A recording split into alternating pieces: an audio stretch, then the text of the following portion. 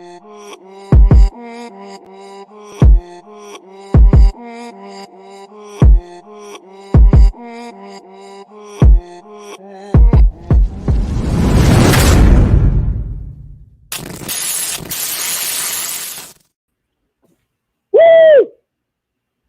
D, what's up, baby?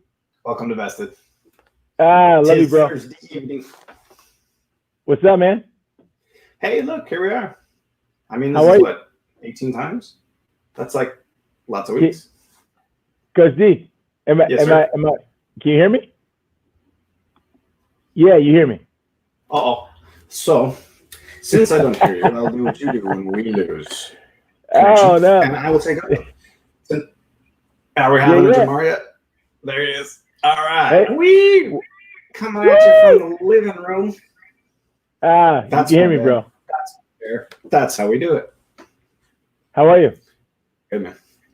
Make it happen, man. All COVID status. Great Thursday. Great Thursday. It is, again. Yeah. What are we doing today, man? We are going to discuss the skill of resilience.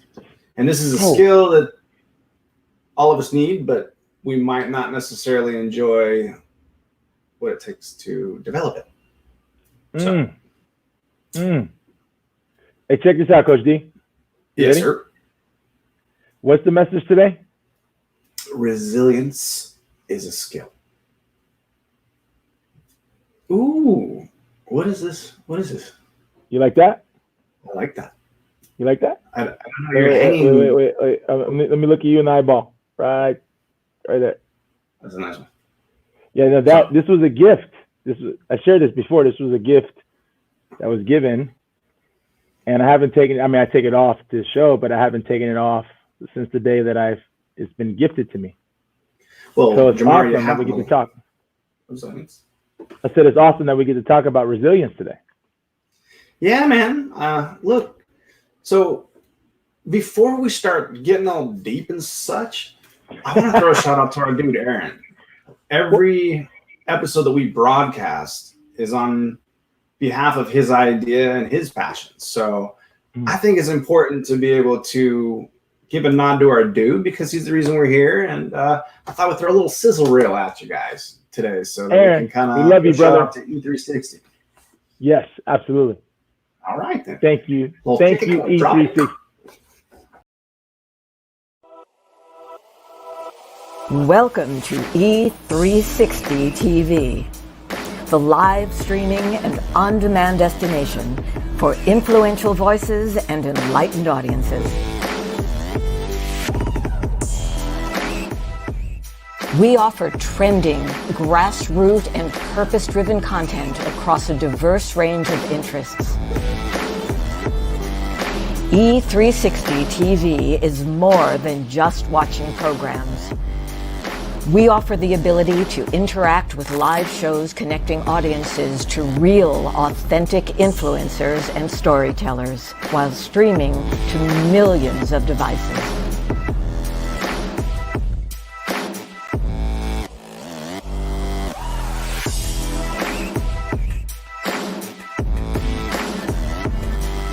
Real experiences. Raw conversations.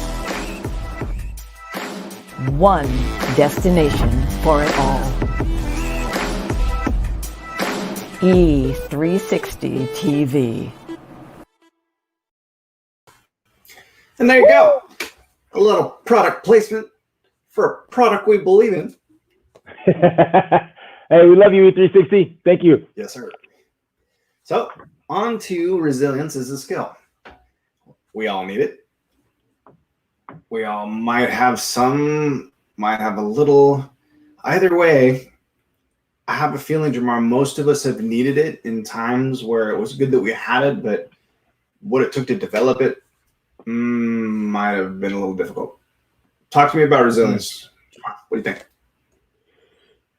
Resilience, man. It's part of that mental toughness component, right?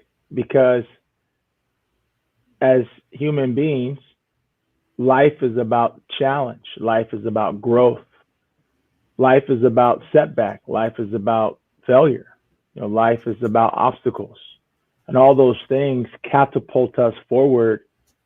And I believe every single person who reflects on life can tell stories about what brought them to that point. What was a growth opportunity? What was a time in their life that, despite what they wanted or how they felt, it stimulated growth, but that their resilience through that time made them stronger in some capacity.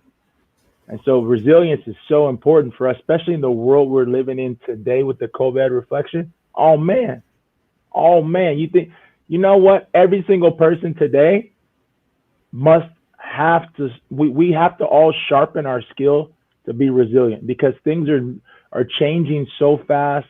All of the unknown variables, all the things we can't control. We're in a totally different world today. And if we don't focus on sharpening our resilience skill, man, the world's just moving way too fast, brother. Well, look, man, I think that's a great way to put it. In so many different ways. There's self-help books, there's YouTube. You can get out there in the world and get a definition of what resilience is, but when you need it or when you're developing it, it's a whole different ballgame.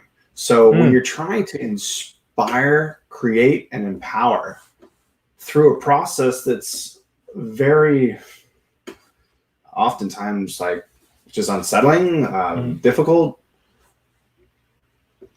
Well, Coach D. Yes, sir. Look at the definition, brother. Sure. Resilience, the capacity to recover quickly from difficulties. Toughness, the ability of a substance or object to spring back into shape.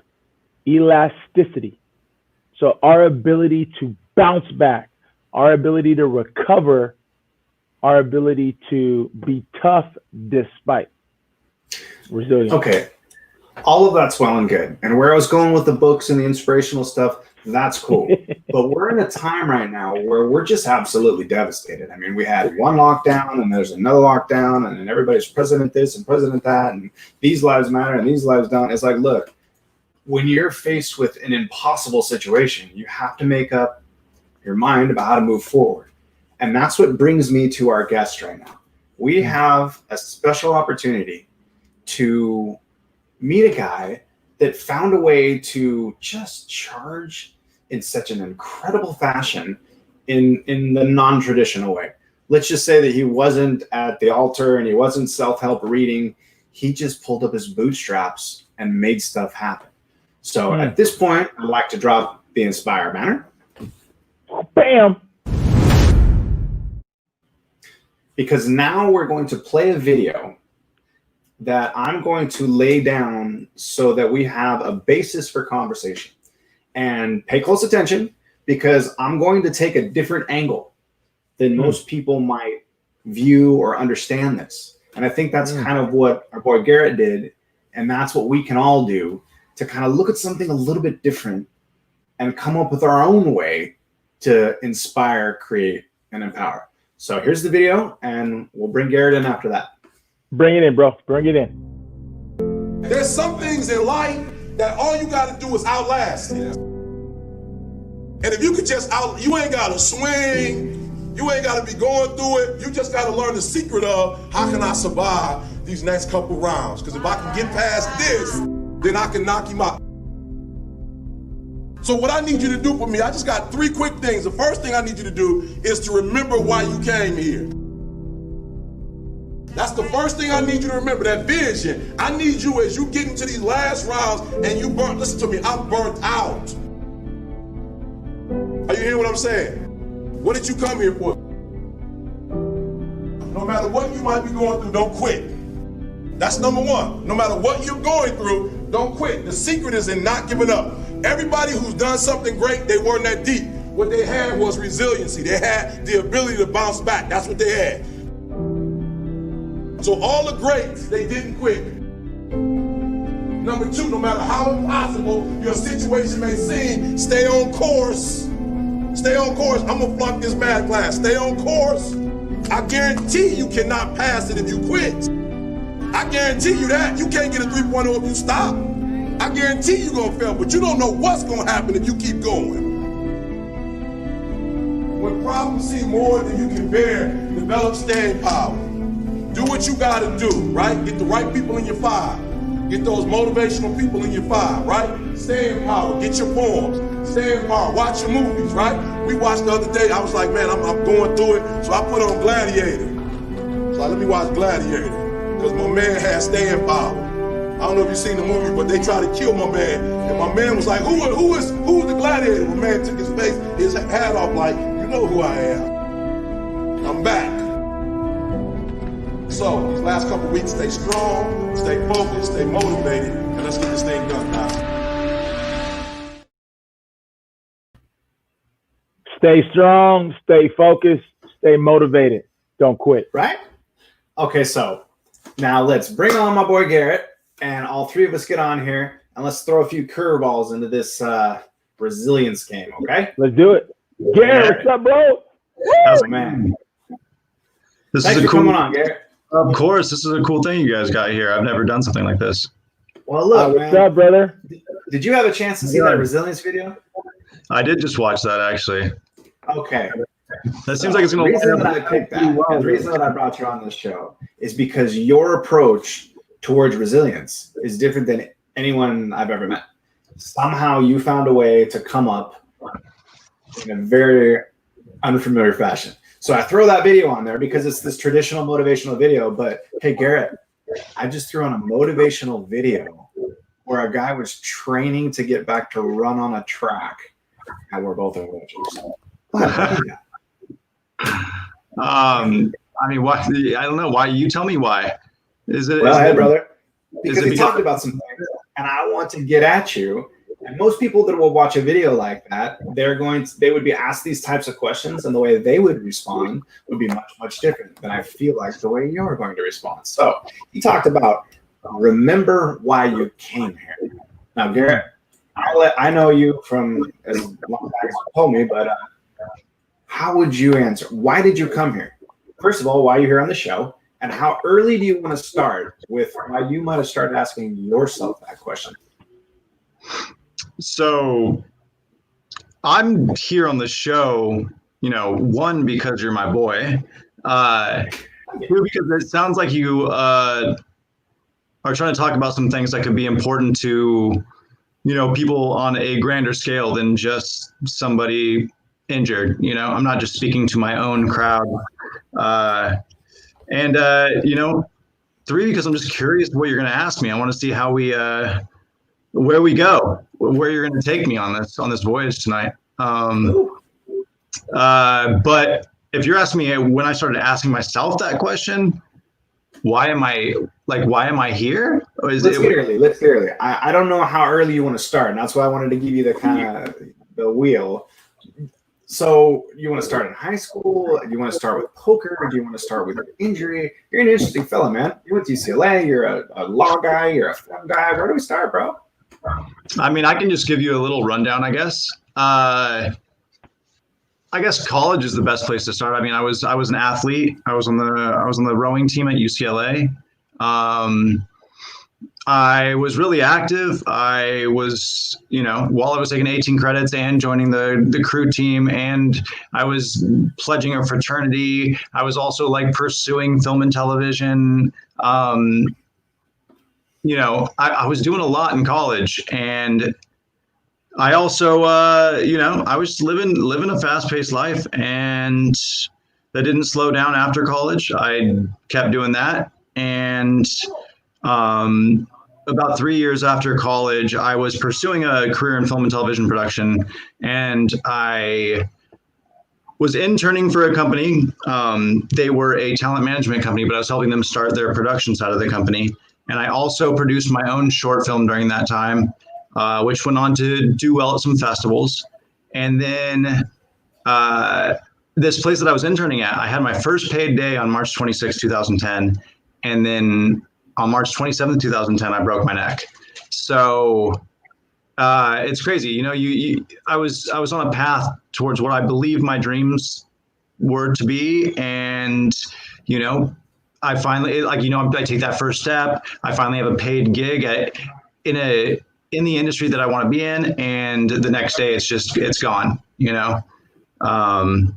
I guess that's a good place to start. That's how I got. That's how I'm in this chair.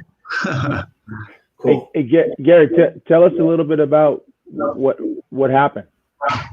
I'll be honest. I have nearly zero recollection of the actual incident. I was at a pool with friends. I know that. Somehow on the way into the pool, I hit my head in a way that it compressed my chin into my chest, and it put so much pressure on my 6th cervical vertebra that it just, the vertebra exploded. One of the pieces went into my spinal cord, and the spinal cord damage is what did the trick. The actual breaking of the neck doesn't do anything. People break their necks and walk away from it all the time. It's the spinal cord damage that really, that's what stops you in your tracks.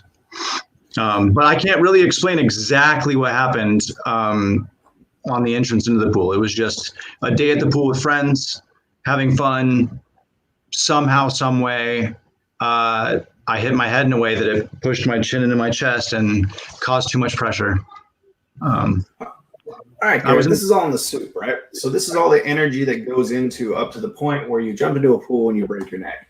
You have this feeling, and you were able to kind of like kindle the fire to get out of life what you wanted. I mean, you were able to move in multiple directions and create massively.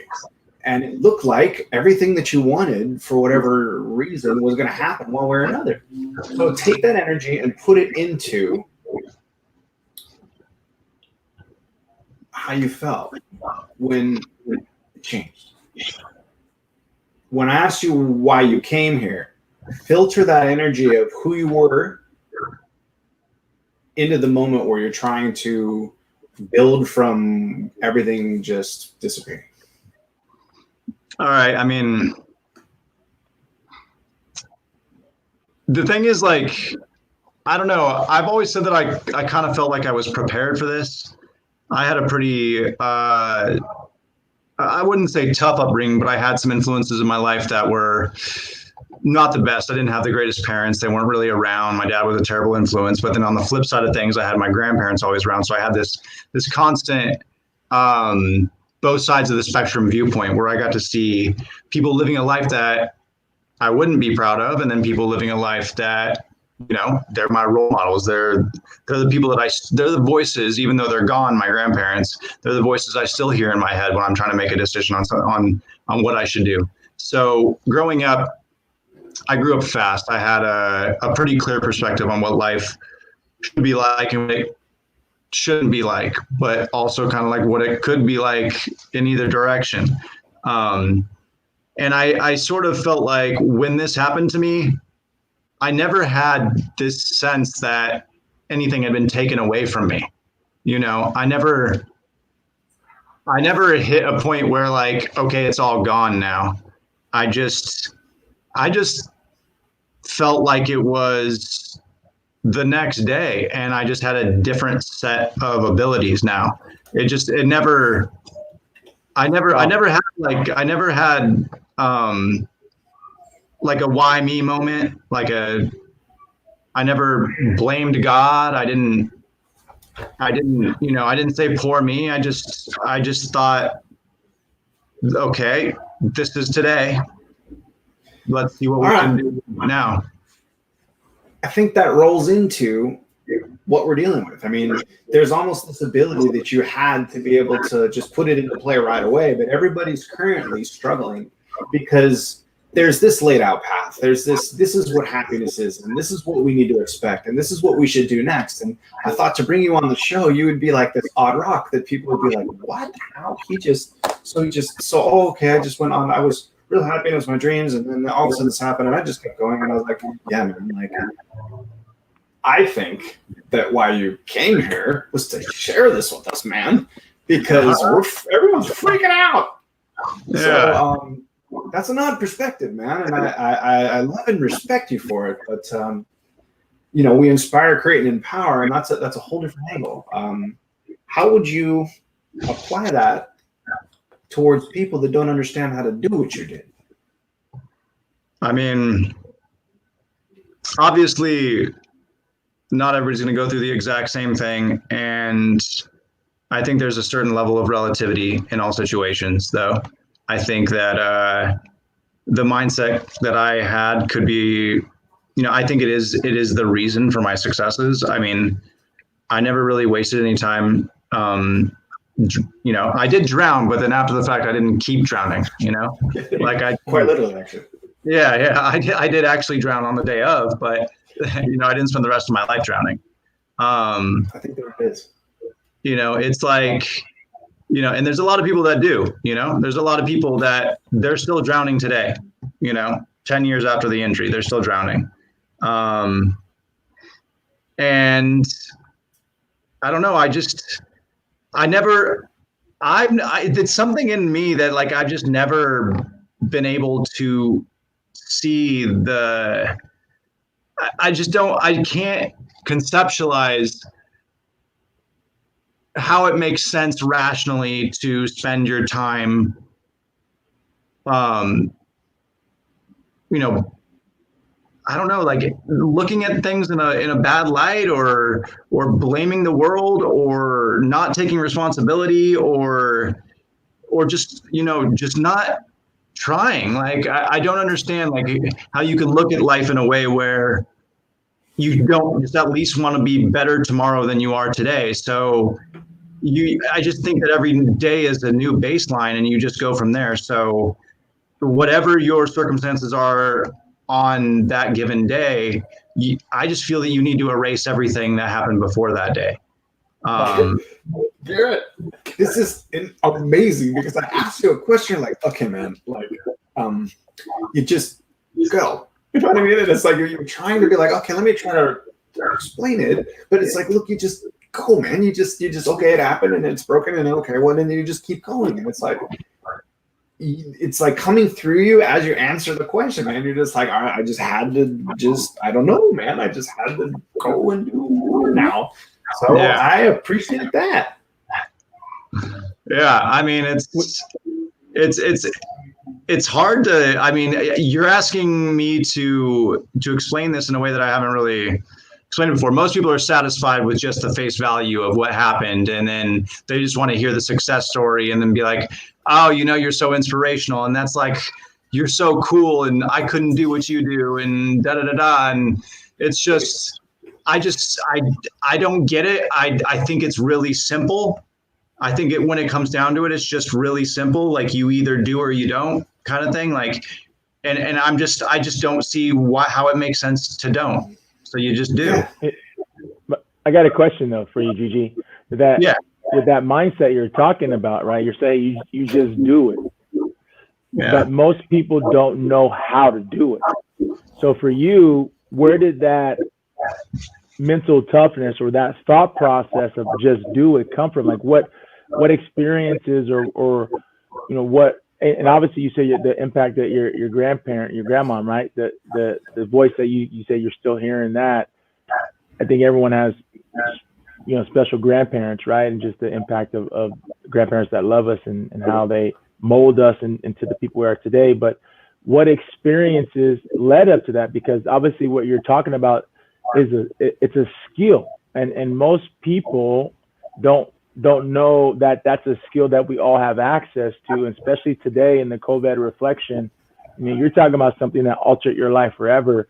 There's so many families out there, so many individuals out there right now who are having life-altering experiences who may not have the ability, or don't know they have the ability to power through. So how would you inspire people out there who are going through some type of altering experience?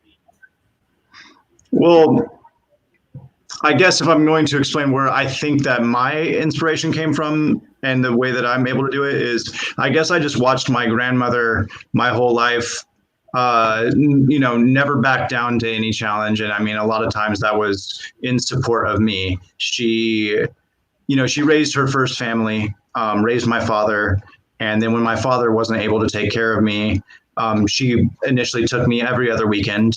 And then eventually, when I was 5 years old, she didn't like the situation my father had me in. She just took me from him.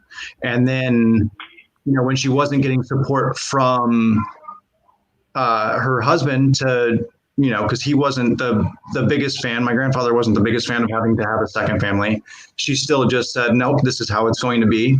And there was, the way that she lived life was like, if there was a question on what we should do or not do, to her, it was always so obvious what she should do. And I think that maybe that bred into me, that I feel like I can just see so clearly when something is rationally of value or if it is morally correct, that you just take that path if you can.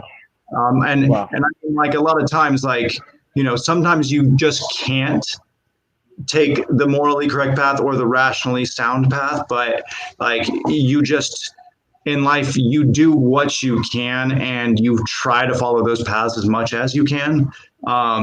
So I think when it comes down to the idea of like, today, am I going to try or am I not going to try? Like, trying is obviously the rationally sound and morally correct path. So like, it just seems like a really easy choice. Wow. So it sounds like your grandma, man, was part of your main inspiration. Absolutely. She's like the best person I've ever known in my entire life. It's not a shadow of a doubt. I want to share this with you, brother. And I don't know if you, Coach D, have you seen this before? Look at this. So this right here, let me back up. Okay. Is that a thumbprint? That's a thumbprint, guys. Is that your grandma's thumbprint? Bro, look at this. Grandma's touch forever, bro. Wow. So that my grandma passed away and transitioned to heaven in 2017, and my mom, she got this made with grandma's thumbprint. So I wrote it. So I know how you feel about your grandma, brother. That's awesome. Look, yeah. I got you might not be able to see it, but I got my grandma right there, Mommy Joe. That's awesome. And then it says, it's kind of hard to read, but right there it says, the grandest of mothers. There we go. Yeah. Because she knows just my grandmother. And there she is. Nice, man. Man, that's awesome. So that was it, man. That she was the originator of the inspiration for you, man. She was a leader from the front. She led by example, and that just poured into you, and you didn't even know that was you were becoming that resilient spirit that grandma was, because that's what your example of resilience was, man. Absolutely. And I mean, to be honest, I got to thank you guys, because I really haven't I haven't thought about it this analytically exactly with in consideration with my relationship with my grandmother. So putting that into perspective is actually pretty cool to realize right now. And I appreciate that. No, I'm not done yet, dude. Now we need to move into the create portion. So. All right, let's get done.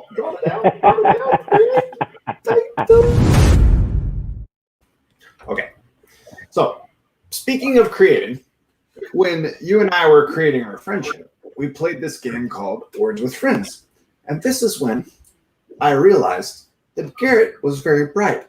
And he continually smashed me in embarrassing fashion to the point where I'm like, this guy's got to be cheating, dude.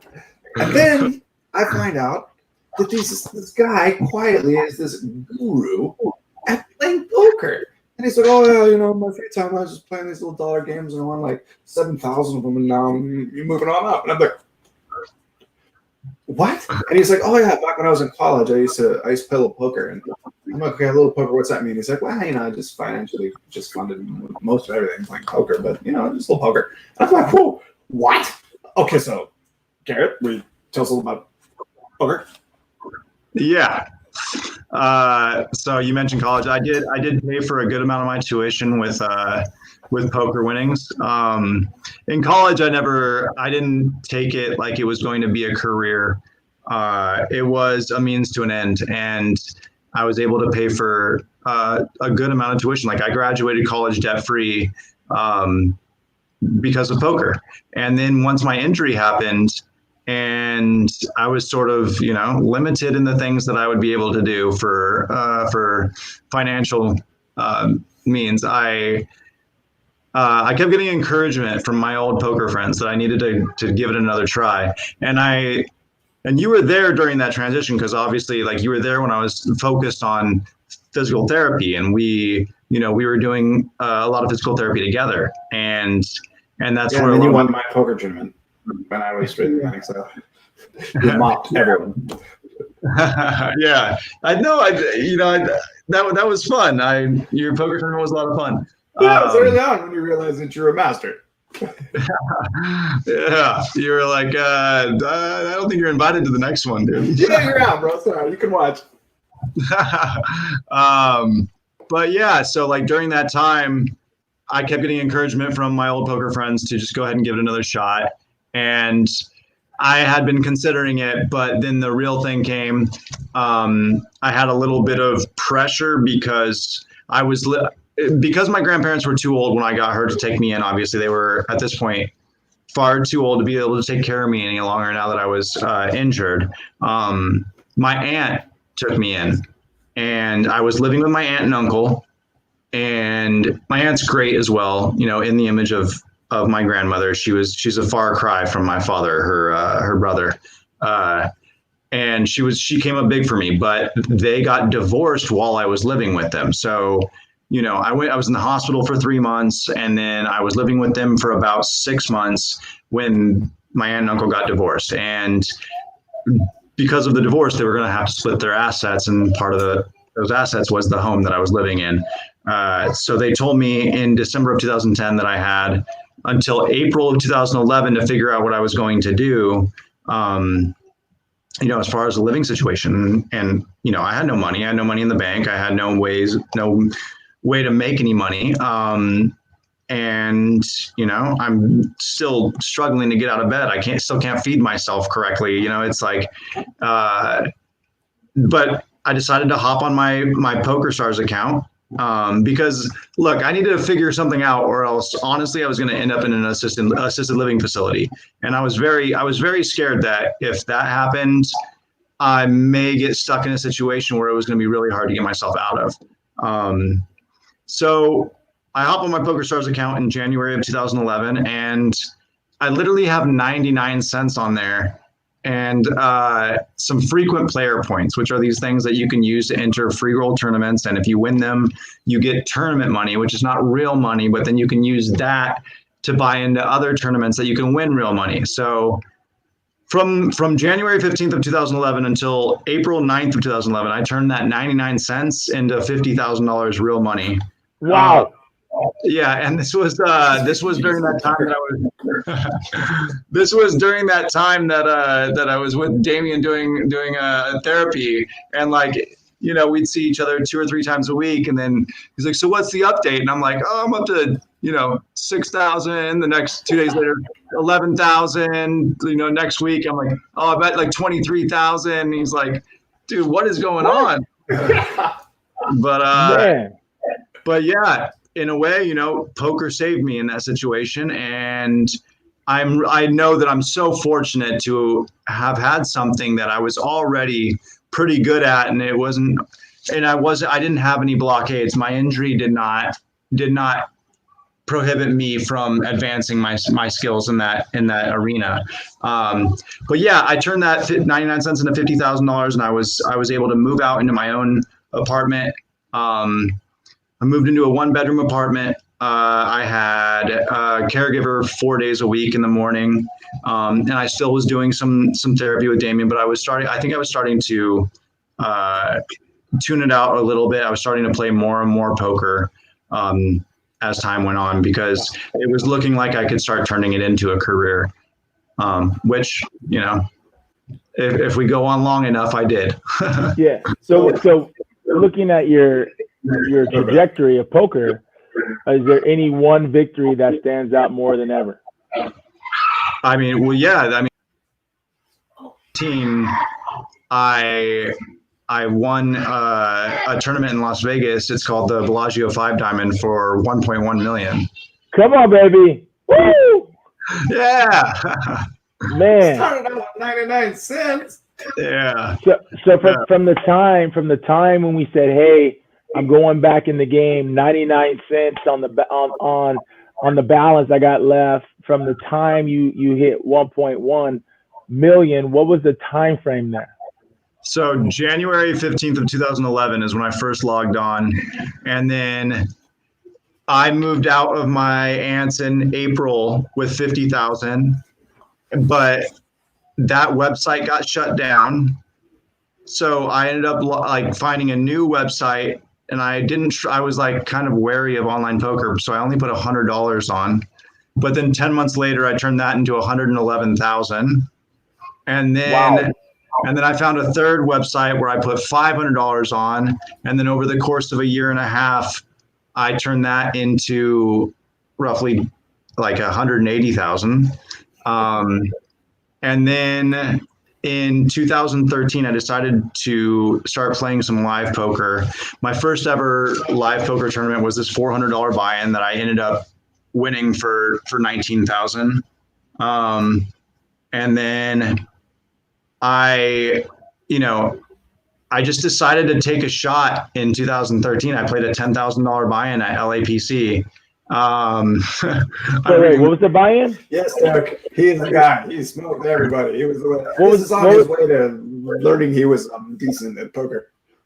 Yeah, I was just reading that. What was that question? What is it? That was my brother. That was another one of your the people you had to kind of mow down a little bit. Oh, that's awesome.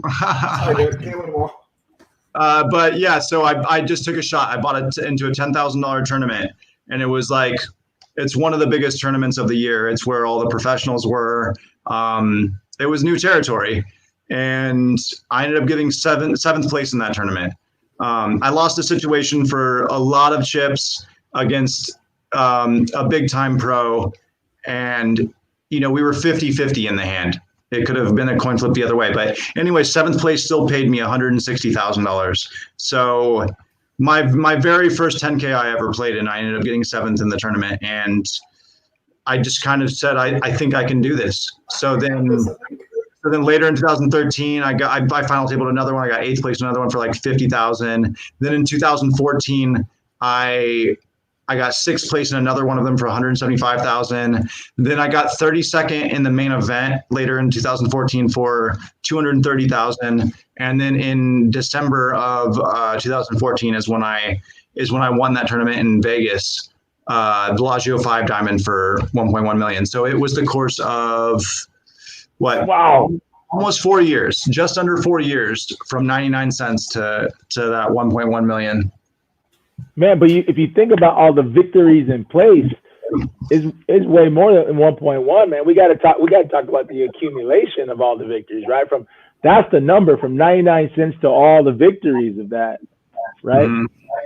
Wow. Yeah, but yeah, it felt like I was just stepping up each little bit. Every few months I was getting an even better result, and what doesn't, you may look back at my records and you may see like, oh, he enters this tournament, he wins, and then 3 months later it's another one, he does even better. And it may look, if you look at my records, like I'm just hitting big every few months and I didn't have to do much for it. But if you were to watch me on a day-to-day basis, I'm putting in 12 to 16 hours online at home every single day. I was grinding. Swaxel, wow. We need to go back a second. Look, man, we need to talk about the creation portion of when you have that middle spot. So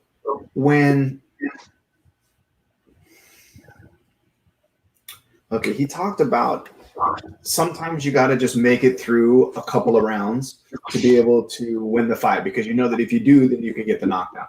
So when you're in that patch of knowing that you were going to find a way, but there was this really hazy time when we met, and do you do rehab? Do you pursue poker? Oh my goodness, there's all this emotional drama with my family. Like, talk to me about how you navigated those feelings, because I feel like a lot of us are going through that right now because we see opportunity, but at the same time, we're having to look ourselves in a mirror, and it's a little difficult. So how did you manage that haziness? You just mean the haziness of deciding how to move forward? Well, no, because you always were going to do that. Like the spot between getting out of the hospital and being totally dependent on yourself and not knowing how you're going to get there. Oh man, it wasn't any single big decision or anything, I'll tell you that. And if I try to look back, it's really hard to figure out if there's any grand idea or overwhelming mentality or single characteristic that did it. I mean, it was just a day-to-day grind. Just every day is a new, ground zero. It's a new base level, and the only thing that I did was try to make my situation better tomorrow than it is today. And it was just a constant thing like that. I mean, it didn't always work out. Some days we're a step backwards, but it's just taking each day as the new ground zero and then going from there. There really is nothing that I can say as to like what did it, what the thing was, if there was a thing.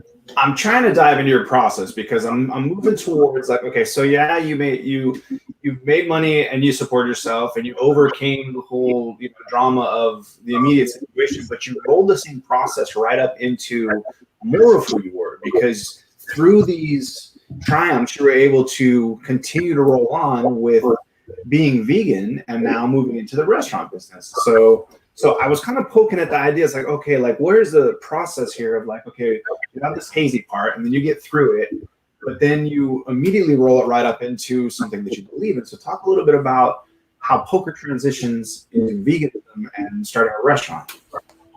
So, in the poker world, you're traveling on the tour. You're going from location to location. Like, sometimes we're playing a tournament in the Bahamas or in Florida, or I even played a tournament in Australia.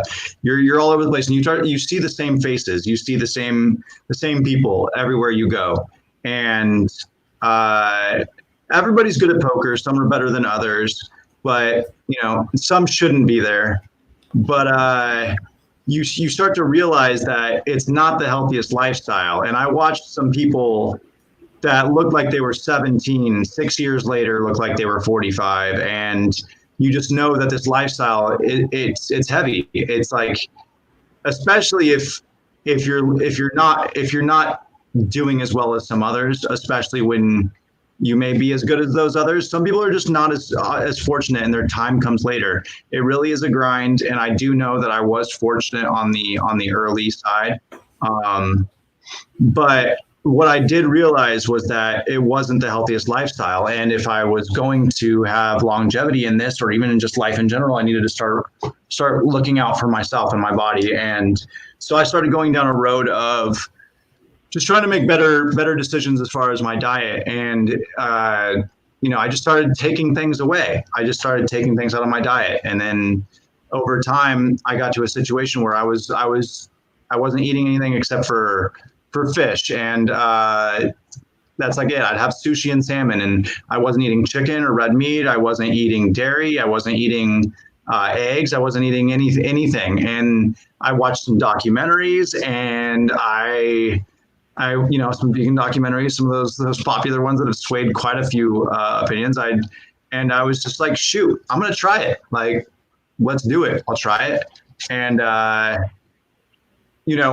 loved it. I felt great. It made me feel amazing. And I loved what it stood for. I love that it's more than just a health thing. It's more than just a compassionate for the animals thing.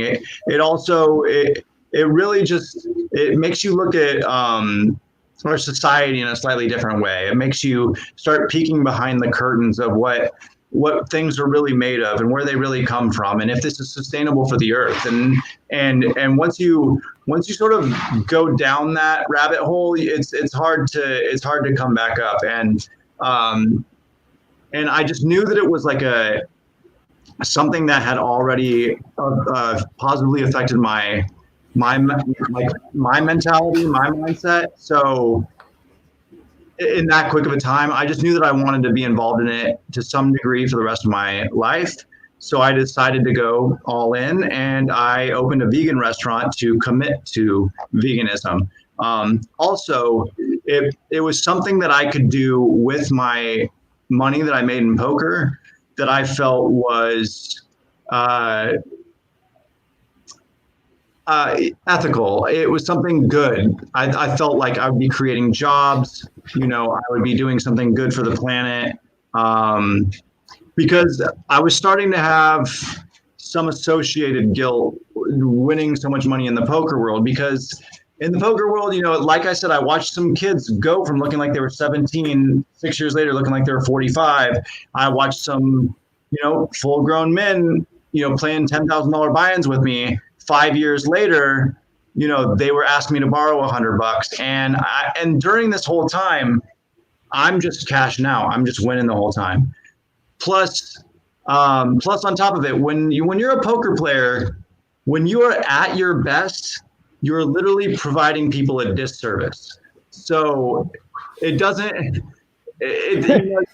You're winning, and yeah, it's kind of like a sport, but at the same time, like, you're not providing anybody a service. You're not doing anything, like, unless my service is to be inspirational, then I guess maybe I could talk myself into that. But I wanted to do something that was more an act of service. So I felt good about the idea of investing my money into a vegan restaurant, because I just thought there were so many ways it could do good for this world. So you're tired of just crushing people. Yeah, I guess a bit more like the empowering. I was tired of beating people up. I wanted to do something good for the community. Yeah, you got it. Thanks. Dude, I have to say these splash screens get me every time. I love them. Come on. We got an amazing tech team. So the last thing that he talked about in the video was staying power. Jei'mar, we were kind of poking in the whole empowering section early. How can we utilize you on the show to figure out staying power? Because a lot of things are very uneasy right now, and it does, like, when you don't have a perfect team of people like we do here at Vested to lean on to make everything work. What do you do, dude? Man, I think Garrett said it the best, man. Each day we show up and we do our best, right? And that right there, despite how we're feeling, because a lot of times our feelings are not in alignment with where we want to go, and we're human beings. But as we get into that habit of showing up and doing our best and staying the course and sticking to it, especially when we feel that what we're doing is something that is part of our desire to do, or part of our destiny, or part of our purpose at that moment. And our purposes can change, just like our brother sharing with us here, right? Going from, UCLA to boom, this altering event, to then boom, next thing you know, poker, and then boom, next thing you know, he's creating something beautiful for the planet in the vegan community. So the purpose can change for us. And I think that for us to stay on track when we're in that vibration of doing something that we feel we're supposed to be doing at that moment, doesn't mean that moment can't change. But each day taking that step and doing our best to win that day. And we ebb and flow. Yes, there's competition. Yes, there's people around that we're striving and we're comparing, not comparing, that encouraging us to stretch. But the real competition is with self. When we get home at night and we wake up in the morning, we look in the mirror, it's about, are we better, right? Are we better than we were before? Are we increasing, or are we decreasing, right? That's what it comes down to. So I think he said it best, is every day doing our best, and our best will fluctuate. But as long as we show up, and I share this with my daughter all the time. I love you, Khalees Faith. I say, you know what? Yes, we all want to win. And obviously, you know, GG just won for a long period of time, right? But we all want to win. But as long as we do the best we can walk away with our head up and our chest up, you know. And I shared this today. You know, man, Coach D, can I share this? I actually put it on Instagram today, man. And that was a message that I got out of my daily reading here. And the message here today was, leave outcomes up to me. Follow me wherever I lead you without worrying about how it would all turn out. Think of your life as an adventure with me as your guide and your companion. Live in the now, concentrating on staying in step, rolling with me. When our path leads to a cliff, be willing to climb it with my help. When we come to a resting place, take time to be refreshed in my presence. Enjoy the rhythm of life, live close to me. You already know the ultimate destination of your journey is the entrance into heaven. That's what I believe. So keep your focus on the path just before you, leaving outcomes up to me. And as we live that mindset, is we can't control the outcome, right? You know, GG couldn't control the outcome of him crushing all these people in the tournament. He just did his best, right? And what happened? He was victorious, you know. So I think that, to answer your question in a roundabout way, we just got to do the best we can, because the outcomes really are not up to us. Exactly. It sounded like you initially were touching on just the idea of like adaptation, and I want to show another tattoo. Like, it's the very first tattoo I ever got, and it says adapt. Come on. Yeah, and that's I guess that's, if you were to try to put a term on how I've done what I've done to get where I've gotten, it's just daily adaptation. But and I want to say one more thing. Like, I have talked a lot today about my successes, and it may, to most people watching, look like, you know, maybe I've just, you know, I was fortunate and I just had easy steps all the way. But like, I've just chosen to focus on the things. Like, currently we're all going through a crazy time, right? Like, this is ridiculous. It's just, you know, people are experiencing things that, you know, they shouldn't have to experience. People are getting kinds of crazy amounts of undue pressure on their relationships at home, their living situations, their working situations. Everything's up in the air. But like, on top of that, like, I don't just win. Like, this year, I had to back out of my second location of my restaurant because it didn't work out because of the pandemic. The first location of my restaurant, we're surviving, and we aren't able to have the staff size that we want to have, and we had to let a couple people go. But we're lucky that we're still fortunate, because so many restaurants aren't making it through.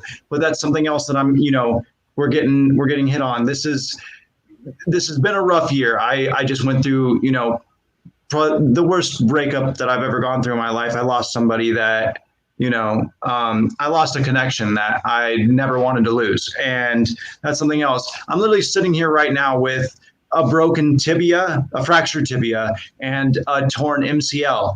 Like, it's, you know, there are losses, and life doesn't stop. It just keeps coming at you. It's never going to stop coming at you. But the thing that you have to focus on is that you still have the choice to let it stop you, you know, to let it stop your progress. And you don't. Like, I mean, if you watch only the first 45 minutes of this, you're just going to say that I only have good things happening for me in my life. And that's just not the case. But I still make the choice to focus on those things. I just wanted to touch on that just to make sure that people understand that it's, you know, life is never going to stop coming at you. But it's brother, that's why you're on the damn show, because I knew you would do what you did, because you're one of the realest people that I've ever met. And on this show, we inspire, we create, and empower. And a lot of times we can box this up as this nice thing. I mean, Jei'mar and I always poke the holes so that we can at least analyze what's going on. But at the same time, that's what's real. Like, a lot of times you read the news or you see a face on a television show and you're like, oh, great, look at him, he's a millionaire, and when he just made money, and then he had restaurants. Bro, it's work. and you have to pick yourself back up, and bad things do happen. And I'm glad you shared all that stuff with me, because in a lot of ways, like, we don't do that, man. And I have struggled majorly through this whole COVID thing. And it's not even about a cold or the election. It's about the things that are happening in here. And you have to overcome yourself first each day just to get out the damn door to deal with the world. And you have to choose to be able to take a mentality where I'm going to somehow create from this place that's not exactly comfortable right now. And one way or another, that's my choice, and that's what I'm going to put out into the world. And that's what you put out into the world today with us here, Garrett, with Vested. And I really appreciate your time here, man. And I'm empowered, and I knew I would be, man, bringing you on. So thank you for your time, dude. Jei'mar? Absolutely. I really appreciate it. I appreciate you guys having me on. It's been fun, and it's been insightful for me. Thanks, Absolutely, man. brother. And thank you so much for your time. And I see why brother Damien loves you so much. And, you know, I got mutual love for you now too, bro. And just thank you so much for your time, your heart, your energy, your message, and your contribution to help people and help the community, man. So just thank you. Thank you, Jei'mar. It's been an honor. Absolutely. Well, little shout out to the tech team. Got a little love for the chicken, creating the magic that we can't see. And I think we should wrap it up with the questions. Jei'mar, why don't you? Well, I got two questions. First, where are we going to be next Thursday? Let's do some Thanksgiving. Let's give a lot of love and thanks to everybody right now so that we can do our COVID thing with our COVID families. And we'll just be happy and positive and enjoy our time. Yeah, so to the Vested community, we'll see you in 2 weeks. We want you to have an amazing Thanksgiving. Be grateful. Focus on all the things that we're grateful for. And like our brother Garrett said, we get to choose where we focus. And it's so important now more than ever that we, as leaders that we are in the Vested community, that we focus our energy in the right direction on thankfulness and gratitude. And so we'll see you in 2 weeks. But the question here, no matter what you do, here's the question. Are you vested?